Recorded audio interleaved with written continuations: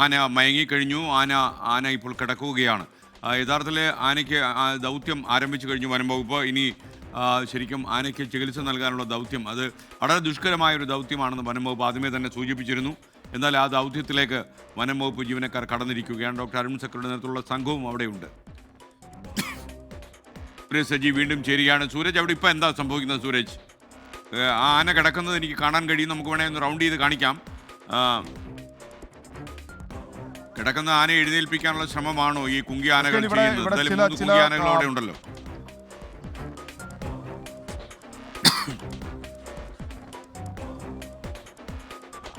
അതെ, ആനയെ എഴുന്നേൽപ്പിക്കാനുള്ള ഒരു ശ്രമമാണ് നടത്തുന്നത്. ഈ ആളുകളെ അടക്കം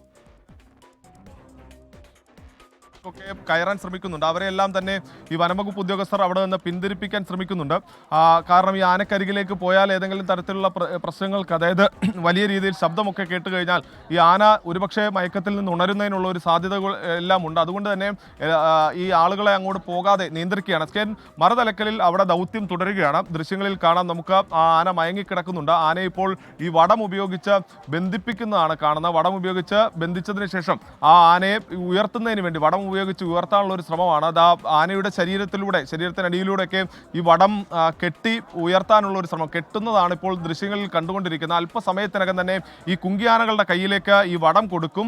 അതോടൊപ്പം തന്നെ ആനയുടെ ശരീരത്തിലേക്ക് കന്നാസുകളിൽ കൊണ്ടുവന്ന വെള്ളമുണ്ട്. അതായത് ഒരു 10-20 വരുന്ന കന്നാസുകളാണ് ഈ വനമേഖലയിലേക്ക് ഇപ്പോൾ ഈ ആന കിടക്കുന്ന മേഖലയിലേക്ക് വനംവകുപ്പ് ഉദ്യോഗസ്ഥർ ചുവന്നെത്തിച്ചത്. അത് എല്ലാം തന്നെ ഈ ആനയുടെ ശരീരത്തിലേക്ക് ഒഴിക്കുന്നുണ്ട്. അതായത് ആനയുടെ ശരീരത്തിന്റെ ചൂട്, അത് ശരീരത്തിലെ ചൂട് സ്വാഭാവികമായും ഉയർന്നു കഴിഞ്ഞാൽ ആനയെ സംബന്ധിച്ച് ഒരു മോശം ആരോഗ്യസ്ഥിതിയിലേക്ക് കാര്യങ്ങൾ പോകും. ആ മോശം ആരോഗ്യസ്ഥിതി ഒഴിവാക്കുന്നതിന് വേണ്ടിയുള്ള ഒരു ശ്രമമാണ് ഈ വെള്ളമെല്ലാം ഒഴിച്ച് ആനയുടെ ടെമ്പറേച്ചർ, ശരീരോഷ്മാവ് നിയന്ത്രിക്കുക എന്നതാണ് നടത്തിക്കൊണ്ടിരിക്കുന്നത്. മറുതലക്കലിൽ ആന വീണ് കിടക്കുന്ന ആനയെ ഉയർത്തുന്നതിനും വേണ്ടിയുള്ള ശ്രമം അത് വനംവകുപ്പ് നടത്തുന്നുണ്ട്. അത് 3 കുങ്കിയാനകൾ ഉപയോഗിച്ചുകൊണ്ട് ഈ ആനയെ എഴുന്നേൽപ്പിക്കുന്നതിനുള്ള ശ്രമമാണ് നടത്തിക്കൊണ്ടിരിക്കുന്നത്. ഇപ്പോൾ ദൃശ്യങ്ങളിൽ കാണാം, നമുക്ക് ആ കുങ്കിയാനകൾ നിൽക്കുന്നത് നമുക്ക് കാണാം. അതോടൊപ്പം തന്നെ അതിന് സമീപ വീണ് കിടക്കുന്ന ആനയെയും കാണാം. ആ ആളുകൾ നിൽക്കുന്ന, ഇപ്പോൾ ദൃശ്യത്തിൽ കാണുന്ന ആനക്കരികിൽ ആളുകൾ നിൽക്കുന്ന ആ ഭാഗത്താണ് ഈ ആന വീണ് കിടക്കുന്നത്. അവിടെ നിന്ന് ഈ ആനയെ എഴുന്നേൽപ്പിച്ചതിന് ശേഷം മാത്രമായിരിക്കും ഈ അനിമൽ ആംബുലൻസിലേക്ക് മാറ്റാൻ കഴിയുക. പക്ഷേ വനംവകുപ്പിനെ സംബന്ധിച്ച് അവർ പറയുന്നത് എഴുന്നേൽപ്പിക്കാൻ കഴിയും എന്നുള്ളത് തന്നെയാണ്. ഈ ഘട്ടത്തിൽ നമ്മൾ വനംവകുപ്പ് ഉദ്യോഗസ്ഥരുമായെല്ലാം സംസാരിക്കുമ്പോൾ അവർ പറയുന്നത് ആശങ്കപ്പെടേണ്ട ഒരു സാഹചര്യത്തിലേക്ക് കാര്യങ്ങൾ പോയിട്ടില്ല എന്നുള്ളതാണ് ഈ ഘട്ടത്തിൽ അവർ പറയുന്നത്. കാരണം ഈ 3 കുങ്കിയാനകളും പല ദൗത്യത്തിലും പങ്കെടുത്ത് പരിചയമുള്ള ആനകളാണ്. സ്വാഭാവികമായും അവരെ സംബന്ധിച്ച് ഈ ആനയെ എഴുന്നേൽപ്പിച്ച് നിർത്താൻ കഴിയും.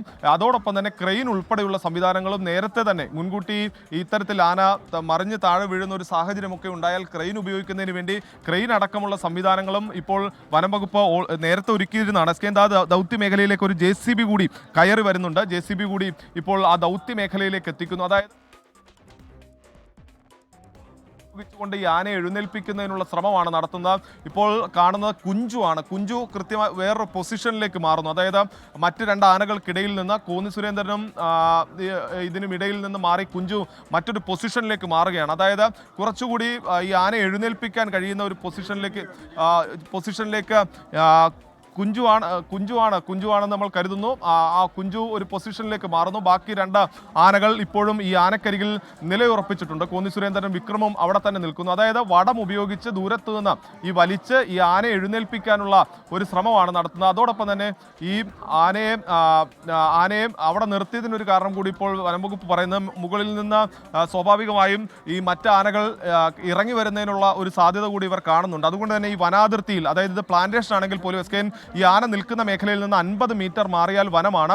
അതുകൊണ്ട് തന്നെ അവിടെ നിന്ന് ഈ വലിയ കാടാണ്. അവിടെ നിന്ന് ഈ ആനകൾ താഴേക്ക് ഇറങ്ങി വരുന്നതിനുള്ള ഒരു സാധ്യതയെല്ലാം ഉണ്ട്.